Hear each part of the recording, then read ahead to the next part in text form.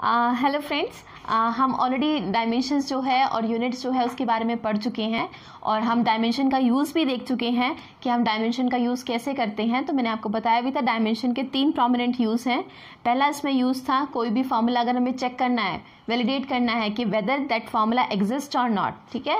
दूसरा हमने पढ़ा था कि अगर हमें क्या करना है, किसी का फार्मूला हमें मालूम है और हमें उसके यूनिट्स को कन्वर्ट करना है फ्रॉम एसआई टू सीजीएस और सीजीएस टू एसआई, ठीक है। और लास्ट हमारे पास है कि अगर हमने क्या करना है, कोई भी हमारे पास फार्मूला गिवन है और डिपेंडेंसी बताई हुई है कि ये क्वांटिटी इस चीज़ पर डिपेंड करेगी, फैक्टर्स पर, तो हम उसको फार्मूले को कैसे डिराइव करेंगे। Now your chapter will be complete after you complete all these questions. इससे ज़्यादा इस चैप्टर से क्वेश्चन बनता ही नहीं है, ठीक है ना। तो आपको सिर्फ क्या याद रखना है, मैंने पहले भी बोला था, आपको सिर्फ फॉर्मूले याद रखने हैं और जो ये क्वेश्चंस यहाँ पर है अगर आप इनको कर देते हैं तो that means you know each and everything, ठीक है। इसमें भी मैं प्रोमिनेंटली बता दूं, अगर ये वाला पार्ट आप नहीं करोगे 11th में तो काम चल जाएगा, ठीक है ना, क्योंकि 11th में हमारे पास करंट का इतना यूज नहीं आता है तो हम उसकी बात नहीं करेंगे, ठीक है। बाकी सारी चीजें आपको मालूम होनी चाहिए, ठीक। तो स्टार्ट करते हैं विद क्वेश्चंस एंड आंसर्स, या फिर हम बोले तो न्यूमेरिकल्स के साथ यूनिट्स एंड डायमेंशन के, ठीक है। तो देखिए ई इज इक्वल्स टू है, पहला 1 by 1 में क्वेश्चन डिस्कस कर रही हूँ, ठीक है ना। तो पहला इसमें क्वेश्चन है E is equals to H nu. क्या होता है इसमें, न्यूमेरिकल में ऑब्जेक्टिव टाइप क्वेश्चन जब आपके पास आते हैं तो उसमें पूछा जाता है कुछ कॉन्स्टेंट्स की डायमेंशंस को पूछा जाता है। तो वो कॉन्स्टेंट कौन कौन से हैं, ये हैं। तो तीनों मैंने यहाँ पे लिखे हुए हैं। पहला आपके पास कॉन्स्टेंट है जिसको हम नाम देते हैं प्लैंक्स कॉन्स्टेंट, याद रखना हमेशा। क्या नाम है इसका? Planck's constant, H here is Planck's constant, Planck's constant. तो पूछेगा आपसे कि बताएं प्लैंक्स कांस्टेंट की डायमेंशन क्या होने वाली है। तो आपको याद रखना है कि E is equals to H nu, ये फॉर्मूला मालूम होना चाहिए। इसमें मैं ऑलरेडी आपको बता दिया है कि E जो है यहाँ पर सिंबल होता है एनर्जी का।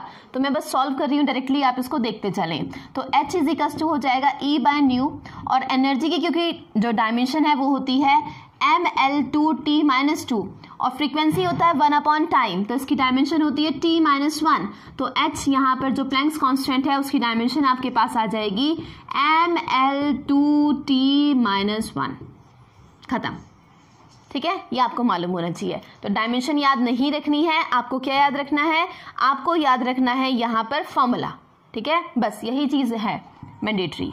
नाउ सेकेंड पार्ट, वहाँ पर लिखा है मैंने, ये ज़रूर याद रखना। हम लोग पढ़ेंगे क्या, बर्नौलीज़ थ्योरम, है ना, या हम बोले दूसरे टर्म्स में हम बात करेंगे आर्किमिडीज प्रिंसिपल की, है ना। तो वहाँ पर जब हम फ्लूइड मैकेनिक्स की बात करते हैं तो हमारे पास आएगा स्टोक्स लॉ, ठीक है जी, जो कि हमें बताता है कि किसी भी बॉडी को किसी अगर लिक्विड में डाला जाए तो लिक्विड उसको रेजिस्ट करता है उसके मोशन का और उसके ऊपर एक अपवर्ड थ्रस्ट लगाता है, तो उसको स्टोक्स लॉ के थ्रू दिया जाता है। उसकी वैल्यू होती है F is equals to 6 pi eta RV।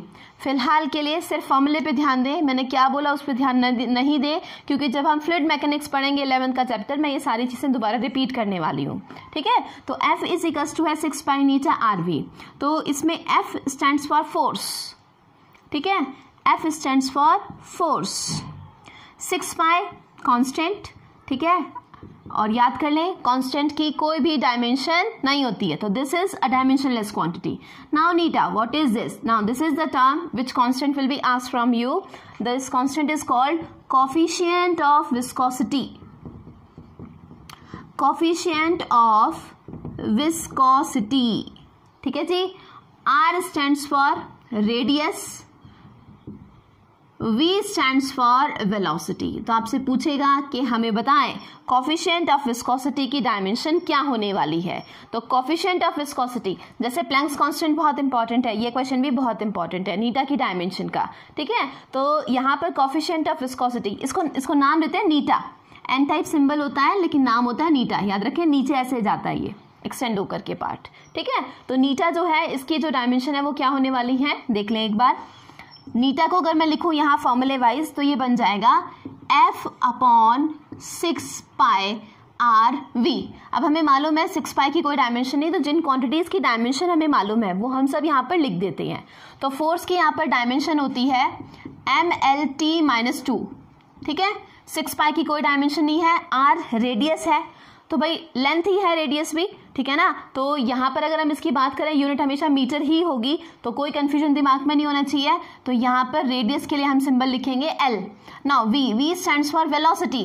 अब वेलोसिटी हमें मालूम है वो होता है LT - 1, ठीक। अब देख लें यहाँ पर एक एल से एक एल हो जाएगा कैंसिल, लेकिन ये वाला एक एल बच जाएगा, ठीक है।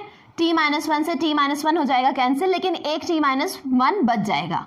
तो यहाँ से जो इसकी डायमेंशन आएगी वो आएगी ml - 1 T-1। बहुत बहुत बहुत इंपॉर्टेंट है, ठीक है ना। ये आपको हमेशा याद रहना चाहिए, ठीक। अभी बोला याद नहीं रहना चाहिए, सिर्फ फॉर्मूला पता होना चाहिए, ठीक है। बाकी डायमेंशन आप खुद कैलकुलेट कर सकते हैं। Now next third question, F = G m1 m2 upon r², ठीक है, where G stands for gravitational constant, ठीक है। हमारे पास ग्रेविटेशन चैप्टर आएगा और उसमें ये टर्म हमारे पास आएगी ग्रेविटेशनल कांस्टेंट, ठीक है। तो इसकी डायमेंशन क्या होने वाली है, फॉर्मूले वाइज मैं लिख रही हूँ वहाँ पर, G = होगा F, और ये मैं ऐसे R बनाती हूँ, डू नॉट गेट कंफ्यूज्ड, ठीक है। तो F × r² upon m1 m2, ठीक है। बता दो इसमें सब सिंबल का यूजुअल मीनिंग है। यूजुअल मीनिंग मतलब देखो यहाँ पर F है, तो F किसके लिए स्टैंड कर रहा है, फोर्स। तो यहाँ पर भी F स्टैंड करेगा फोर्स। R यहाँ पर रेडियस था, R यहाँ पर डिस्टेंस है, ठीक है ना। R यहाँ पर रेडियस है इस फॉर्मूले में, लेकिन R यहाँ पे क्या है, डिस्टेंस। और m1 और m2, छोटे वाला m1 और m2 स्टैंड करते हैं मास के लिए, ठीक है। तो इन जनरल अगर मैं बोलूँ तो फोर्स की डायमेंशन होगी mLT-2, ये याद होनी चाहिए, है ना। ऐसे ही एनर्जी की भी याद होनी चाहिए, mL2T-2, ठीक है। तो फोर्स की डायमेंशन है mLT-2, ठीक है। डिस्टेंस है उसका स्क्वायर है, तो ये हो जाएगा L2, है ना। 2 बार मास है ना। तो 2 बार मास आया तो m पावर कितनी हो जाएगी, 2, ठीक है। अब देखिए एक ऊपर m है एक नीचे है ना, तो वो तो कैंसिल हो जाएंगे, लेकिन एक m बच जाएगा। तो यानी कि m की पावर हो जाएगी -1। L देखिए ये यहाँ पे है 2L ये है, तो L हो जाएगा 3 और T की पावर होगी -2। तो इसके साथ ग्रेविटेशनल कांस्टेंट की हमारे पास डायमेंशन आ गई m-1 L3 T-2, ठीक है। तो हमारे पास हो गया प्लैंक्स कांस्टेंट, हमारे पास हो गया कोफिशिएंट ऑफ विस्कोसिटी, और हमारे पास हो गया ग्रेविटेशनल कांस्टेंट। 3 क्वेश्चन हमने कर दिए हैं, ठीक है। Now next comes E = mc²। क्या है ये, आपने मूवीज देखते होंगे, है ना। हम मूवीज में कोई भी मूवी देखो, खासतौर से शाहरुख खान वाली जो भी होती है मूवी जिसमें ब्लैक बोर्ड का सीन होता है, उसके ऊपर हमेशा ये क्वेश्चन लिखी होती है ना। और मेरा जब भी ये लेक्चर में जब भी बताती हूँ और मैं ये चीज़ ज़रूर बोलती हूँ, ठीक है ना, ताकि आपको दिमाग में थोड़ा सा याद रहे कि फिजिक्स कितनी इंपॉर्टेंट है ना। सारे के सारे लोग कहीं पर भी कुछ भी काम करें, लेकिन फिजिक्स के इस लॉ के बिना काम चलता नहीं है, ठीक है ना। इसको हम लोग बोलते हैं मास एनर्जी इक्विवेलेंस, ठीक है। क्या मतलब है इस चीज़ को बोलने का, E = होता है mc², ठीक है। अब देखिए जरा, E = mc² है, क्या है यहाँ पे, ये m term mass, E stands for energy, m stands for mass, C stands for speed of light, ठीक है। और इसकी वैल्यू याद रखना, अच्छी बात है अगर याद हो जाएगी तो, 3 × 10⁸ मीटर/सेकेंड, ठीक है ना। सन से जो हमारे पास लाइट आ रही है वो कितनी स्पीड पर आ रही है, वो है ये वाली स्पीड, ठीक है। तो सिंबल वेलोसिटी का हम लोग v यूज करते हैं, लेकिन स्पेसिफिकली लाइट की स्पीड के लिए हम सिंबल c रिप्रेजेंट करते हैं, ठीक है ना। c या s सिंबल हम एक जगह और रिप्रेजेंट करते हैं, ठीक है। और वो है हमारा ये स्पेसिफिक हीट। तो इस c को इस c से कंफ्यूज नहीं करना है, क्योंकि ये वाला है स्पीड ऑफ लाइट और ये वाला c मीन करता है स्पेसिफिक हीट। मतलब किसी भी एक यूनिट मास का टेम्परेचर यूनिट डिग्री से बढ़ाने में कितनी हीट हमने दी, इस चीज को बोलते हैं स्पेसिफिक हीट, ठीक है ना। तो जब इस पे आऊंगी मैं ये वाला पार्ट बताऊंगी। अभी इस पर सुने क्या क्वेश्चन आएगा, वो आपसे बोलेगा E = mc², ठीक है ना। क्या बोलेगा कि आपकी जो एनर्जी है वो एक टर्म मास पे डिपेंड करती है और आपकी जो एनर्जी है एक टर्म स्पीड पर डिपेंड करती है। तो बताएं एनर्जी का फॉर्मूला मास और स्पीड के फॉर्म में क्या होगा, ठीक है। तो यानी कि ये कौन सा पार्ट बन गया, हमने डायमेंशन के यूज पढ़े थे, तो ये कौन सा वाला पार्ट बढ़ गया, डेरिवेशन ऑफ अ फार्मूला। और डेरिवेशन ऑफ अ फार्मूला में बोला था क्या करते हैं कि जो भी क्वांटिटी जिन जिन फैक्टर्स के ऊपर डिपेंड करती है हम उनकी पावर्स को क्या लिख देते हैं, AB, है ना, पावर्स लिख देते हैं। फिर इसके बाद हम क्या लिखते हैं, सबकी डायमेंशन। और सबके जब हम डायमेंशन लिखेंगे तो एनर्जी LHS है ना, LHS लेफ्ट हैंड साइड पर मतलब कौन है, एनर्जी। तो एनर्जी की डायमेंशन होती है mL2T-2, ठीक है। RHS राइट हैंड साइड पर डायमेंशन कौन सी है, मास और स्पीड, है ना, लिखा है मैंने मास और स्पीड। तो मास के लिए तो m ही टर्म है लेकिन पावर कितनी है, a। स्पीड के लिए है LT-1 लेकिन पावर कितनी है, b। अब इन टर्म्स को हम अरेंज कर लेंगे और वैल्यूज को फाइंड आउट करेंगे कौन कौन कितना कितना आता है, ठीक है। तो m की पावर हो गई a, l की पावर हो गई b, मल्टीप्लाई कर देंगे, t की पावर हो गई -b, ठीक। अब क्या करेंगे, इक्वेट करेंगे, क्या करेंगे, इक्वेट, क्या करेंगे, इक्वेटिंग, पूरा शॉर्ट में लिख रही हूँ आप ध्यान रखिएगा, equating coefficients of m, l and t, coefficient को इक्वेट करेंगे यहाँ इसके और यहाँ इसके कोफिशिएंट के साथ। तो देखिए यहाँ m की पावर है a, अगर एक सिंपल लाइन में मैं लिखूँ तो ये इस तरीके से है कुछ, mL2T-2 is equals to, constant आएगा कोई भी क्योंकि ये प्रोपोर्शनैलिटी का सिंबल है, यहाँ पे कांस्टेंट आएगा, या अगर आप नहीं लिखना चाहते तो प्रोपोर्शनल ही लिखें, और इधर की तरफ हो जाएगा ये m की पावर a, l की पावर b, t की पावर -b, एंड फाइनली ये जो वैल्यू है a की, यहाँ से m की पावर को इक्वेट करेंगे तो a आएगा 1, और b जो वैल्यू है देखिए l वाली टर्म से आएगा b 2, और यहाँ t वाली टर्म से t आएगा अगेन आपके पास 2, तो सॉरी t की पावर है -b, तो -b बराबर आएगा किसके, -2 के। तो अगेन b की वैल्यू कितनी आ गई आपके पास 2, ठीक है ना। तो फाइनली a 1 है और b कितना है 2। इन दोनों वैल्यूज को हम कहाँ पुट करेंगे, इस वाले रिलेशन के अंदर, ठीक है ना। तो इस वाले रिलेशन के अकॉर्डिंग, क्योंकि e m की पावर a और c की पावर b के प्रोपोर्शनल था, और ए बी की वैल्यू 1 और 2 आने की वजह से ई प्रोपोर्शनल हो गया m की पावर 1 और c की पावर 2, या फिर ई प्रोपोर्शनल हो गया किस चीज़ के, mc² के। हेंस हमने जो फॉर्मूला है वो डिराइव कर दिया, जो कि एनर्जी, मास और स्पीड को आपस में क्या करता है, रिलेट करता है, ठीक है। नाउ नेक्स्ट फिफ्थ है ना, फोर्थ हमने कर दिया है, fifth Q is equals to MC delta T, ठीक है। ही स्पेसिफिक हीट के बारे में बात कर रहा है, जो बात मैं भी बोल रही थी, ठीक है। टर्म्स का मतलब मैं बताती हूँ आपको और फिर हम डिराइव करते हैं E is equals to MC², ठीक है। तो कैसे करेंगे जरा ये देखें अब यहाँ पे, ठीक है। देखिए भाई यहाँ पर है हमारे पास फॉर्मूला फिफ्थ वाला, Q is equals to MC delta T, ठीक है। थर्मोडायनेमिक्स हम लोग चैप्टर पढ़ेंगे या फिर हीटिंग इफेक्ट्स वाला चैप्टर हम पढ़ेंगे, उसमें ये फॉर्मूले हमें देखने को मिलेंगे, ठीक है ना। 0th law, first law, second law thermodynamics के हम लोग पढ़ेंगे, तब आएगा ये उसमें, ठीक है ना। तो उसमें बता दूं Q is equals to MC delta T है, here Q stands for heat and heat is a form of energy. तो हम हीट बोले, हम एनर्जी बोले, हम वर्क बोले, हम टॉर्क बोले, याद रखना आप हमेशा ये सारे के सारी टर्म्स का जो डायमेंशन है वो हमेशा होता है सेम, और कितना होता है, mL2T-2। ये आप देख लेंगे, प्रीवियस लेक्चर में मैं आपको बता चुकी हूँ कि कैसे हम इसको कैलकुलेट करते हैं, ठीक है। Now M stands for mass, ये आ गया। C stands for specific heat, ठीक है, मैं लिख दे रही हूँ यहाँ पे, C stands for specific heat and T stands for temperature. अब याद रखना टेम्परेचर हम लोग केल्विन में लेते हैं, लेकिन डायमेंशन यूनिट है केल्विन तो उसकी, लेकिन T की जो डायमेंशन है वो होती है थीटा, ठीक है ना। तो यहाँ पर जो ये टर्म है वो किससे रिप्लेस हो जाएगी, थीटा से। अब C की जो आपकी डायमेंशन होगी वो कितनी हो जाएगी, अब देखें m इधर भी तो m गया, ठीक है। L2 as it is, T-2 as it is, लेकिन थीटा ऊपर की तरफ जाएगा तो पावर कितनी हो जाएगी, -1। तो C स्पेसिफिक हीट की डायमेंशन होती है ये, ठीक है जी। नाउ नेक्स्ट लेटेंट हीट, है ना। देखें स्पेसिफिक हीट का मतलब होता है कितनी हीट चाहिए, एक यूनिट मास का टेम्परेचर एक डिग्री से, है ना, एक यूनिट से हम इसमें भी बोले, क्योंकि भाई टेम्परेचर भी जो है बहुत सारी आपके अलग अलग स्केल्स के अंदर हो सकता है, फ़ारेनहाइट, र्यूमर, डिग्री, केल्विन, ये हमने सब बात कर चुके हैं, सेल्सियस, फ़ारेनहाइट इन स्केल्स में हो सकता है। तो एक यूनिट मास का एक यूनिट से जो टेम्परेचर है अगर इंक्रीज करेंगे तो उसके लिए हमें कितनी हीट चाहिए होगी, उस चीज़ को हम लोग बोलते हैं specific heat. Now what is latent heat, latent heat है यूनिट मास का कितना हम यूनिट मास की स्टेट को चेंज करने के लिए, है ना। लेटेंट हीट को बोलने का मतलब होता है, यहाँ तो हमने क्या किया, पानी था, पानी को हमने गैस पे रखा, बॉईल किया, तो जस्ट हीट कर रहे हैं।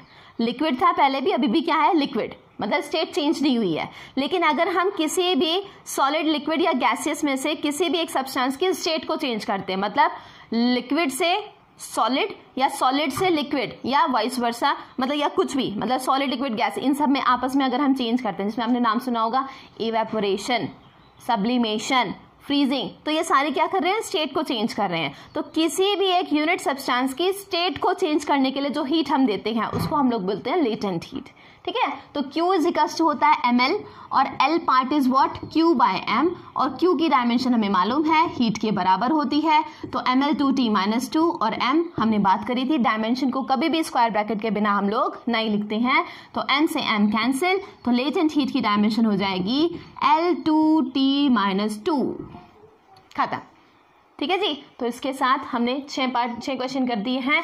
7वां बहुत बहुत बहुत बहुत बहुत इंपॉर्टेंट है, ठीक है जी। ये आपको हमेशा याद रखना है। 7th क्वेश्चन, 11th, 12th, 13, ये तीनों एक जैसे हैं, ठीक है ना। लेकिन फिर भी मैंने वेरिएबिलिटी रखी है बुक से देख करके, जैसे भी आपको एक क्वेश्चन मिलेगा आपको उसको पक्का करके आना है, कहीं पर भी छोड़ करके नहीं आना है, ठीक है ना। कैसे सॉल्व करेंगे ज़रा वो देख लें अब इसको, ठीक है। देखिए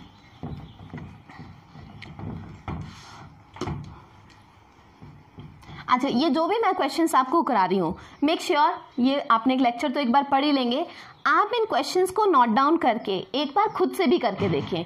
अगर आप मेरे लेक्चर के बिना हेल्प के क्वेश्चन कर पा रहे हैं तो I can assure you people कि डायमेंशन आपको हो गया है, डायमेंशन में आपको और एफर्ट करने की जरूरत नहीं है। जिन चैप्टर में आपको एफर्ट करने की जरूरत पड़ेगी I will tell you the same, ठीक है ना। मैं आपको बताऊंगी और कहाँ से आपको पढ़ना है ये भी मैं बताऊंगी, ठीक है ना। तो अभी के लिए जो मैं लेक्चर में आपको दे रही हूँ उससे ज़्यादा आपको कहीं पर भी अपना दिमाग लगाने की ज़रूरत नहीं है, क्योंकि अभी माइंड लगाने वाले चैप्टर और टाइम को इन्वेस्ट करने वाले चैप्टर आएंगे, ठीक है ना। This is not the chapter, यहाँ नहीं अपनी एनर्जी वेस्ट करनी है, ठीक है ना।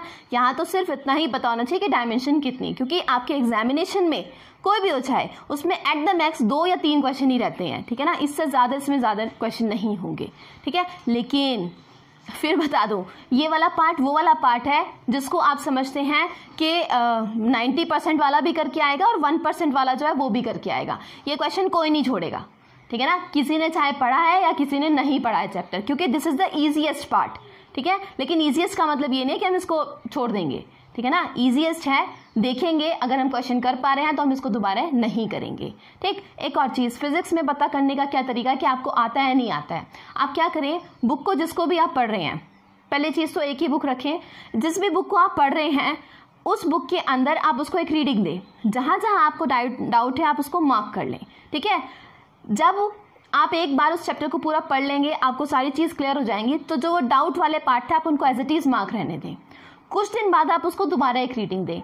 अगर दोबारा रीडिंग में भी वो डाउट आप वहीं पर उसी पॉइंट के ऊपर अटकते हैं जहां आपने मार्क किया था, तो दैट मीन्स कि आप भूल गए हैं चैप्टर को, आपको दोबारा उसको एक रिवीजन देना चाहिए। लेकिन अगर आप उन डाउट को सॉल्व कर पा रहे हो तो then you know need to go through that chapter again, ठीक है ना। मतलब आपको वो चैप्टर आता है, तो किसी भी चैप्टर को चेक करने का तरीका है, जहां पे आप अटके थे उस क्वेश्चन को आप सॉल्व कर लो उठा करके, ठीक है ना। आपको ये आइडिया हो जाएगा कि मुझे ये चैप्टर आता है या नहीं आता है, ठीक है जी। तो हम आते हैं 7th वाले क्वेश्चन पर। बहुत इंपॉर्टेंट क्वेश्चन है, क्योंकि ये है आपकी गैस इक्वेशन।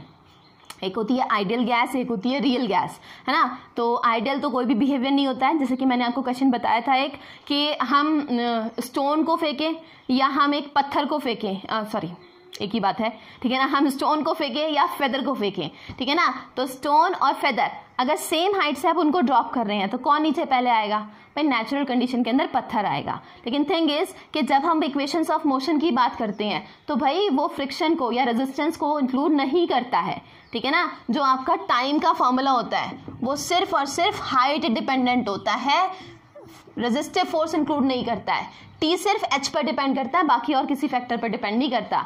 मास पर डिपेंड नहीं करता है टी, ठीक है ना। तो जिस हाइट से आप फेंक रहे हो, चाहे आप हाथी को फेंको चाहे आप चूहे को फेंको, ऊपर से जब नीचे फेंकोगे दोनों सेम टाइम में नीचे आएंगे, बिकॉज ये जो फॉर्मूले हैं वो कैसी कंडीशन के लिए बने हैं, वैक्यूम के लिए, ठीक है ना। तो ये चीज़ आपको पता होनी चाहिए। ऐसे ही आइडियली गैस बिहेव करती है PV = nRT के अकॉर्डिंग, ऐसे उसको बिहेव करना चाहिए, लेकिन एक्चुअली में आइडियल कोई सिचुएशन होती नहीं है। तो रियल में ये जो इक्वेशन है उसमें प्रेशर, वॉल्यूम और टेम्परेचर में इस तरीके का वेरिएशन हमें देखने को मिलता है, ठीक है ना। तो यहाँ पर कुछ टर्म मैंने लिखी हैं, केमिस्ट्री के लेक्चर में आपको सर क्लियर कर देंगे। वॉन्डरवॉल्स इक्वेशन भी इसको हम बोलते हैं, P + A/V², V - B = RT, ठीक है ना। ये है प्रेशर करेक्शन टर्म और ये है वॉल्यूम करेक्शन टर्म। इसमें हमसे पूछा जाता है कि इस इक्वेशन के अंदर आप बताओ A और B जो कांस्टेंट लिखे हैं इनकी डायमेंशन क्या होगी, ठीक है जी। तो कैसे ये बात करेंगे भाई, P स्टैंड्स फॉर प्रेशर। अब याद रखिए मैंने प्रेशर की डायमेंशन आपको नहीं बताई है, ठीक है ना। V stands for volume, volume की भी मैंने नहीं बताई है, आप मुझे बताएंगे, ठीक है ना। कमेंट सेक्शन में आप मुझे लिख के ये बताएंगे। T स्टैंड्स फॉर टेम्परेचर, इसका हमारा कोई काम आएगा नहीं, ठीक है ना। क्यों नहीं आएगा मैं बता देती हूँ। हमने एक इक्वेशन पढ़ी थी V = U + AT, है ना। और इसमें मैंने बोला था आपसे कि V की डायमेंशन U के बराबर हो और V की डायमेंशन AT के भी बराबर हो। भाई जब V की डायमेंशन इसके भी बराबर है, इसके भी बराबर है, ऑब्वियस सी बात है इन दोनों की डायमेंशन आपस में भी तो एक दूसरे के बराबर होगी। तो ये दोनों टर्म कैसी इक्वेशन में है, प्लस में, ये दोनों किस में है, माइनस में। बोला था कि यहाँ पर चाहे प्लस हो चाहे यहाँ पे क्या हो, माइनस हो। इन दोनों टर्म की आपस में जो डायमेंशन है वो क्या होगी, हमेशा सेम, ठीक है। तो A की डायमेंशन हमें कैसे मिलेगी, हमें कुछ नहीं करना है, हमें P को इक्वेट कर देना है A/V² के साथ, ठीक है ना। यानी कि जो P की डायमेंशन है वही होगी डायमेंशन A/V² की। क्योंकि ये दोनों टर्म माइनस में है तो जो V की डायमेंशन है वही होगी B की डायमेंशन।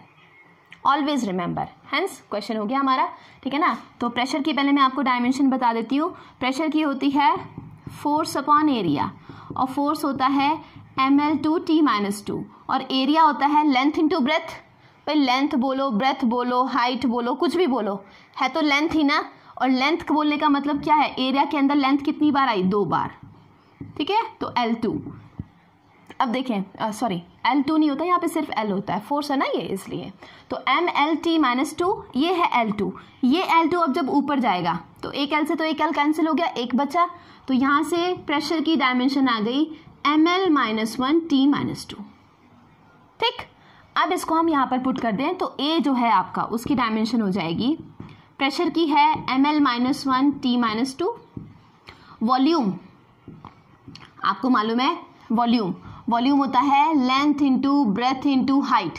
अरे लेंथ बोलो, ब्रेथ बोलो, हाइट बोलो, देखोगे तो सब मीटर में ना, और सब मीटर में देखोगे तो L टर्म कितनी बार आई, 3 बार।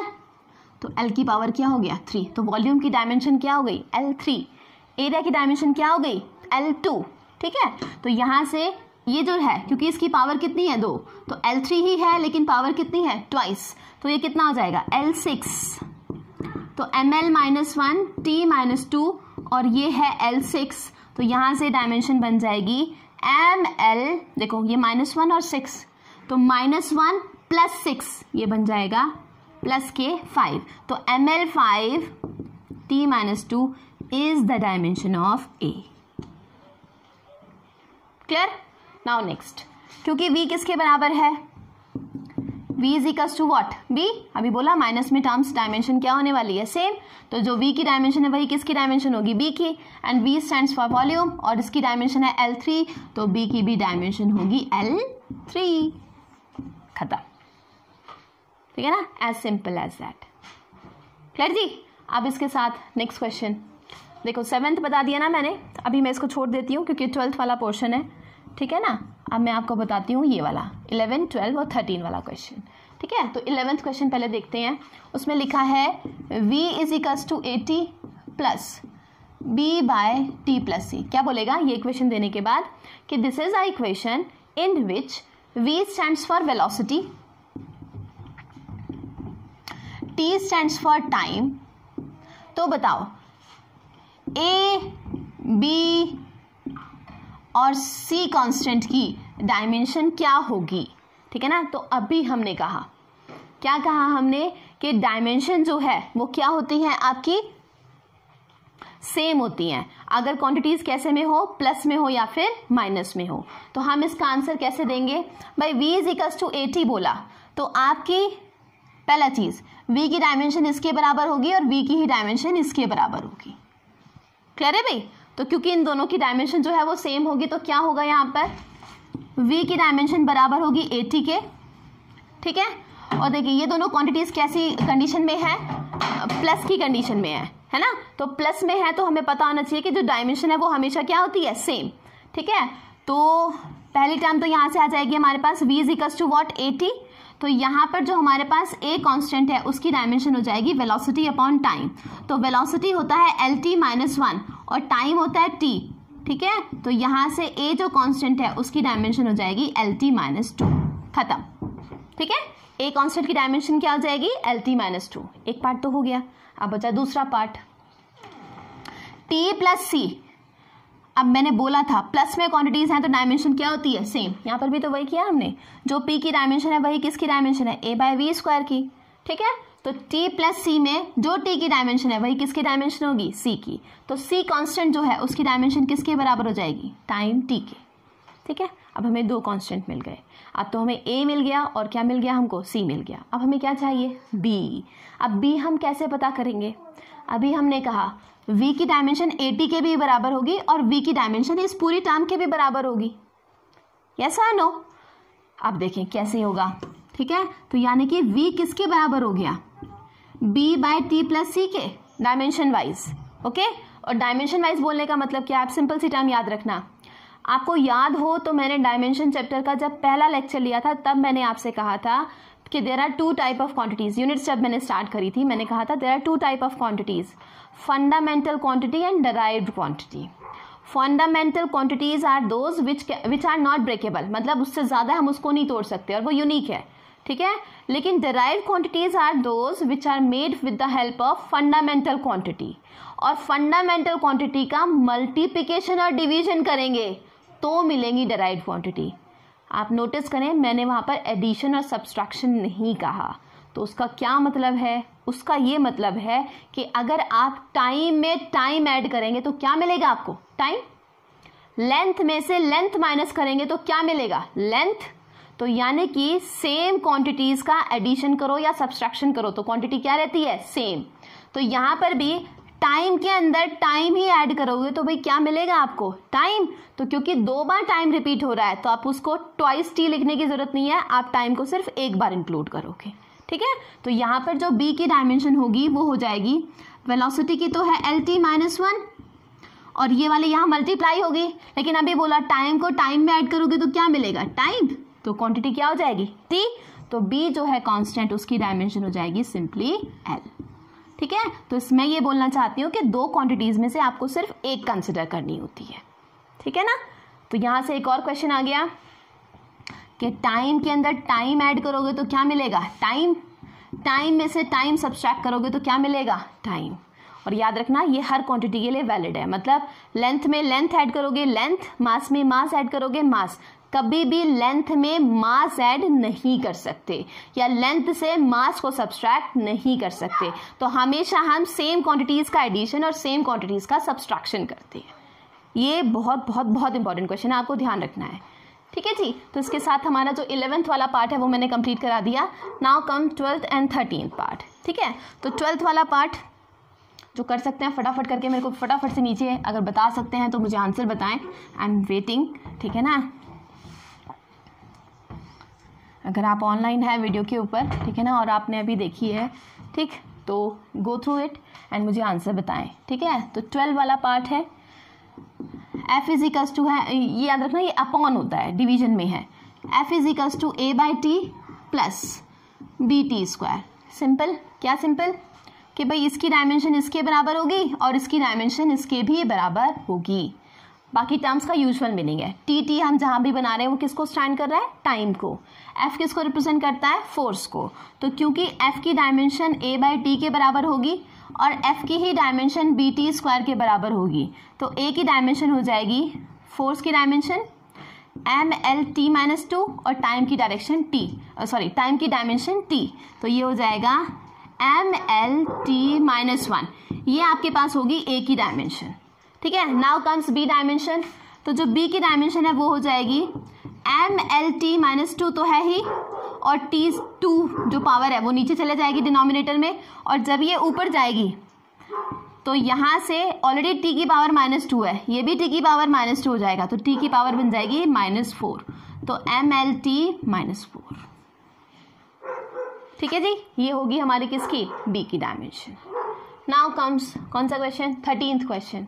13 अगेन आसान है, ठीक है ना। कैसे, फिर से वही फर्स्ट टर्म को हमने क्या करना है, इक्वेट करना है नेक्स्ट टर्म्स के साथ, ठीक है। अगर फर्स्ट को हम नेक्स्ट टर्म के साथ इक्वेट करेंगे तो देखें यहाँ पे, ठीक है जी, क्या हो जाएगा। 13 क्वेश्चन में डिस्कस कर रही हूँ। P = AX + BT², ठीक है जी। तो ये हो जाएगा आपके पास P की डायमेंशन AX के भी बराबर और P की डायमेंशन BT² के भी बराबर। तो P stands for pressure, pressure हमने पढ़ा था क्या था, फोर्स अपॉन एरिया, तो डायमेंशन आई थी MLT -2। अब आप देखो, मेरे को प्रेशर की डायमेंशन याद नहीं है, ठीक है ना, लेकिन मेरे को फॉर्मूला याद है इसका, और अगर फॉर्मूला याद है तो हम किसी भी चीज़ की डायमेंशन कैलकुलेट कर सकते हैं। तो डायमेंशन हो जाएगी ML -1 T -2। फोर्स और एनर्जी की याद है, ठीक है ना, लेकिन अगर आप क्विक होना चाहते हो तो ये चीज़ आपको पता होनी चाहिए, ठीक है ना। तो यहाँ से P की डायमेंशन होगी AX के बराबर और P की ही डायमेंशन होगी BT² के बराबर।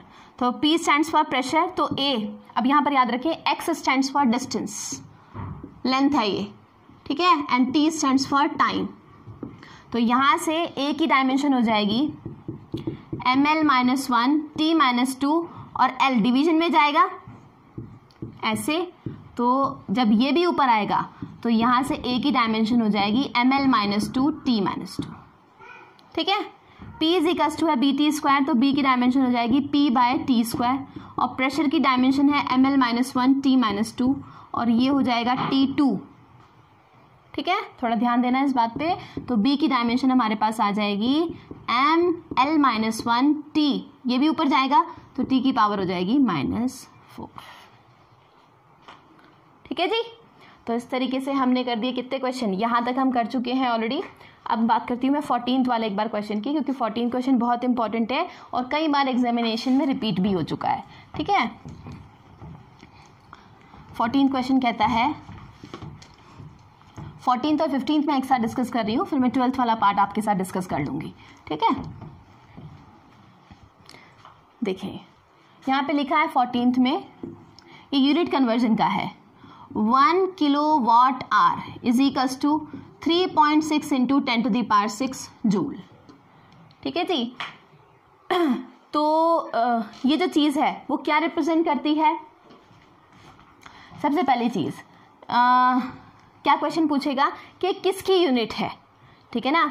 तो यहाँ पर देखो क्या आया, वॉट, W, पूरा नहीं लिखते हैं इसको, KWH ऐसे शॉर्ट फॉर्म में लिखते हैं। तो जिसको मालूम है वो जब इसको प्रोनाउंस करता है तो वो kWh बोलता है, ठीक है ना। और kWh बोलते दिमाग में एकदम से वॉट वर्ड सुनते ही क्या दिमाग में आता है कि किसकी यूनिट है, पावर की। बट थिंग इज कि आप इसको सामने देखें किसके इक्वल है, जूल के, ठीक है ना, क्योंकि ये टर्म जूल के इक्वल है, ठीक है ना। तो जूल बोलने का मतलब क्या है, एनर्जी। तो यानी कि kWh, सबसे पहला क्वेश्चन पूछा जाता है kWh किसकी यूनिट है, तो kWh is the unit of energy, energy की यूनिट है ये, ठीक है ना। कैसे है, पावर का एक फॉर्मूला होता है वर्क डन अपॉन टाइम, ये आप 10th में पढ़ चुके होंगे, ठीक है ना। पावर इज इक्वल टू होता है वर्क डन अपॉन टाइम, ठीक है। तो वर्क, पावर को मैं एज इट इज फिलहाल लिख रही हूँ, वर्क होता है जूल और टाइम किस में होता है, सेकेंड में, और पावर की यूनिट क्या होती है, वॉट, ठीक है। तो देखें जो जूल क्वांटिटी है वो कितनी बन गई, वॉट सेकेंड, मल्टीप्लाई हो जाएगा ना। तो यानी कि जूल किसके बराबर होता है, वॉट इंटू सेकेंड। अब आ जाते हैं इस वाले पार्ट पे, 1 kWh, 1 kWh। अभी देखो किलो बोलने का मतलब क्या होता है, केजी, किलोग्राम, ठीक है ना। तो 1 kg is equal to what, 1000 gram. तो यानी किलो किसको रिप्रेजेंट कर रहा है, 3 0 को, ठीक है ना। नाउ नेक्स्ट क्या टर्म है, वॉट। तो भाई किलो वॉट से तो हमने वॉट में कन्वर्ट कर दिया। अब आर को किस में कन्वर्ट कर दें, सेकेंड में। आर को सेकेंड में कन्वर्ट करने के लिए हमें क्या करना पड़ेगा, 60 × 60 और साथ में क्या लिखेंगे, सेकेंड। देखो टर्म क्या आ गई, वॉट सेकेंड।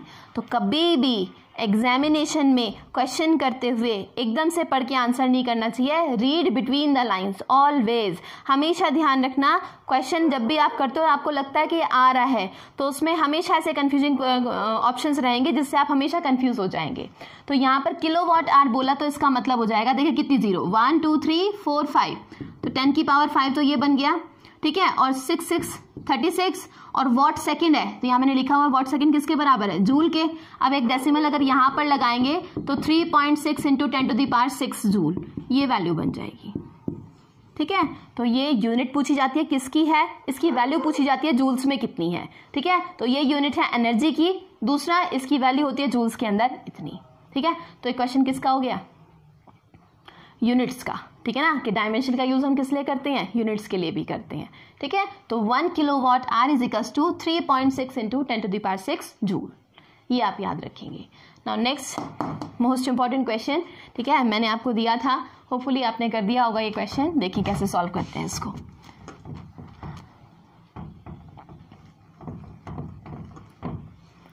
ठीक है जी, क्वेश्चन है y is equals to a sine omega T plus K x.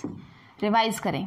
ठीक है, और फिर से ध्यान दें, आपको जब मैंने चैप्टर स्टार्ट किया था तभी मैंने बोला था कि कांस्टेंट्स की डायमेंशन नहीं होती, और उसी के साथ एक वर्ड बोला था ट्रिग्नोमेट्रिक फंक्शंस की भी डायमेंशन नहीं होती. तो यानी कि यहाँ इस इक्वेशन को अगर हम देखें तो मैं ऑलरेडी बता चुकी हूँ, y stands for displacement, a stands for amplitude, ठीक है, omega stands for 2 pi by T, K stands for 2 pi by lambda. ठीक है जी, तो यहाँ पर अगर हम बात करते हैं तो आपके पास ट्रिग्नोमेट्रिक फंक्शन की कोई डायमेंशन नहीं होती.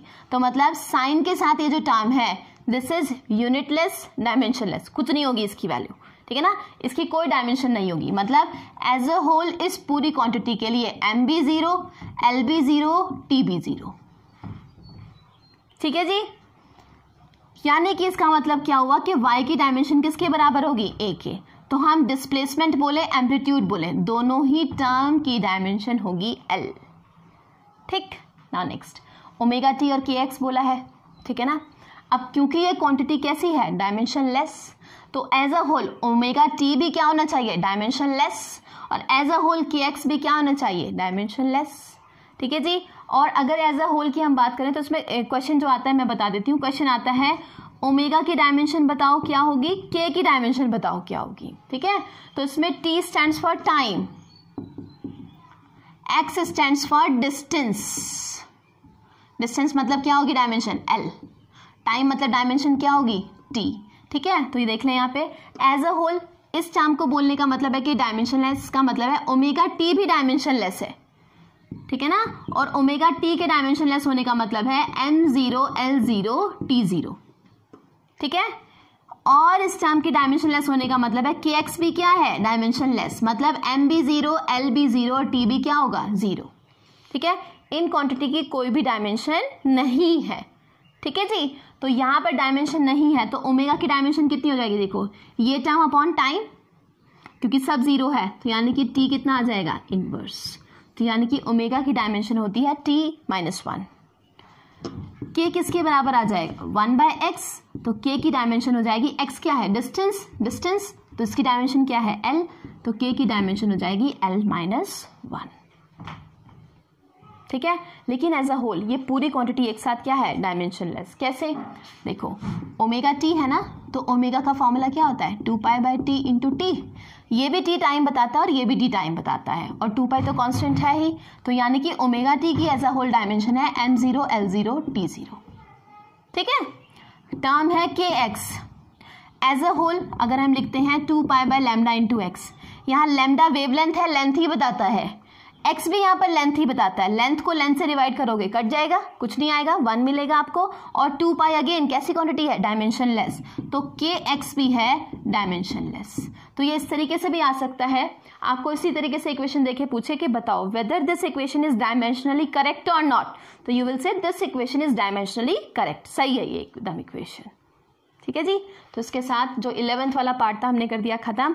अब हम आते हैं कौन से वाले, 12th वाले, इन 3 क्वेश्चन के ऊपर, और इन 3 से हम सारा पार्ट कर पाएंगे।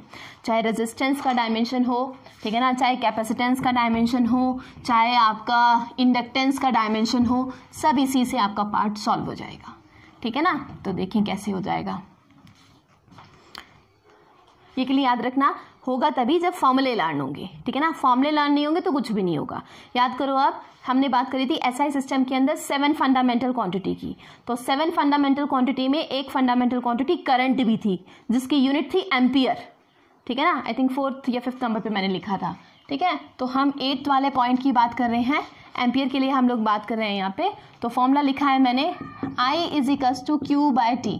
तो करंट फंडामेंटल क्वांटिटी है, तो Q stands for charge, T stands for time, ठीक है। तो आपसे पूछा है कि करंट के लिए क्या चार्ज के लिए क्या डायमेंशन होगी।